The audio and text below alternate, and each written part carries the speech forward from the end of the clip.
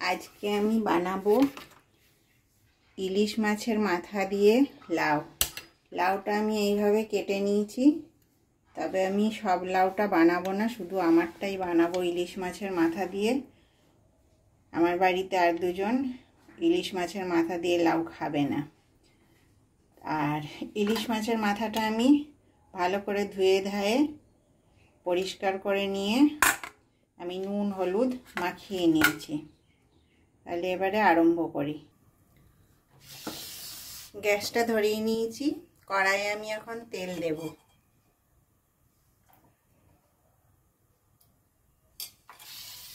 তেলটা একটু গরম হোক। তেলটা গরম হয়ে গেছে, এখন আমি মাছের মাথাটা ভেজে নেব।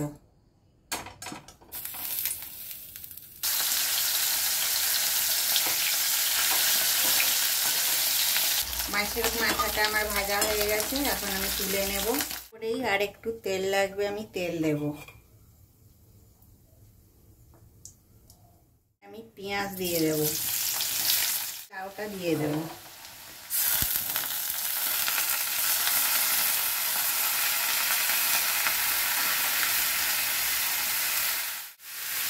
অল্প নুন দিয়ে দেব, তাহলে লাউটা একটু ভাপিয়ে যাবে।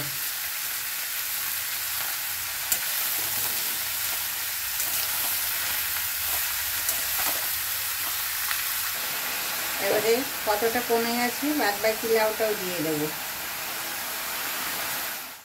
এবারে ঢাকাটা দিয়ে দেবো কিছুক্ষণ।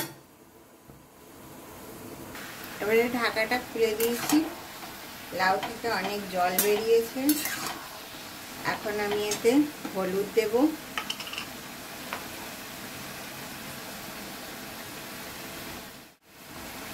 এই চামচের 1 চামচ আমি জিরে আর গোলমরিচ দিলাম, আর লঙ্কার পাউডার আমি অল্পই দেব। লাউটা কষানো হয়ে গেছে, লাউ থেকে অনেকই জল বেরিয়েছে, আমি আর জল দেব না, এই জলেই সেদ্ধ হয়ে যাবে। আমি একটা গোটা কাঁচা লঙ্কা দেব, চিড়েও দেব না। এবারে আবার ঢাকা দিয়ে লাউটা সেদ্ধ হতে দেব। এবারে আমি ঢাকনাটা খুলে দেখব কতটা সেদ্ধ হয়েছে। লাউটা সেদ্ধ হয়ে গেছে ভালো, একটু আমি এখন ভালো করে নাড়ব। আমি কিছুটা লাউ সরিয়ে নিয়েছি ওদের জন্য। এবারে আমি এই লাউটার মধ্যে ইলিশ মাছের মাথাটা দিয়ে দেব।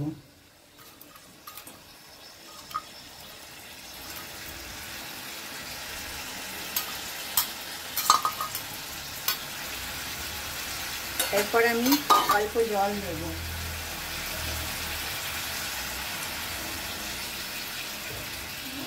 অল্প জল দিয়ে ঢাকা দিয়ে দেব।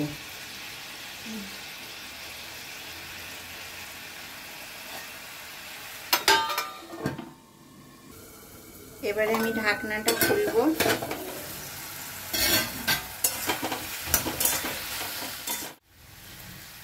অল্প চিনি দিচ্ছি।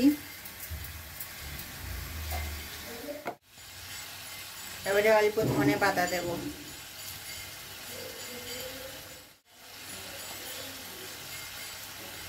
আপনারাও একবার এইভাবে ইলিশের মাথা দিয়ে লাউ বানিয়ে দেখবেন। মাছের মাথা দিয়েও হয়, ইলিশের মাথা দিয়েও হয়, ইলিশের মাথা দিয়ে বেশি টেস্টি হয়। আর লাউ চিংড়ি তো হয়ই। বানিয়ে দেখবেন আর আমাকে কমেন্টে জানাবেন কেমন লাগলো। আমার চ্যানেলটাকে আপনারা লাইক শেয়ার সাবস্ক্রাইব করবেন, আমার পাশে থাকবেন। আপনারা আপনাদের মূল্যবান সময় থেকে বার করে আমার ভিডিওগুলো দেখেন, সেই জন্য আপনাদেরকে অসংখ্য ধন্যবাদ।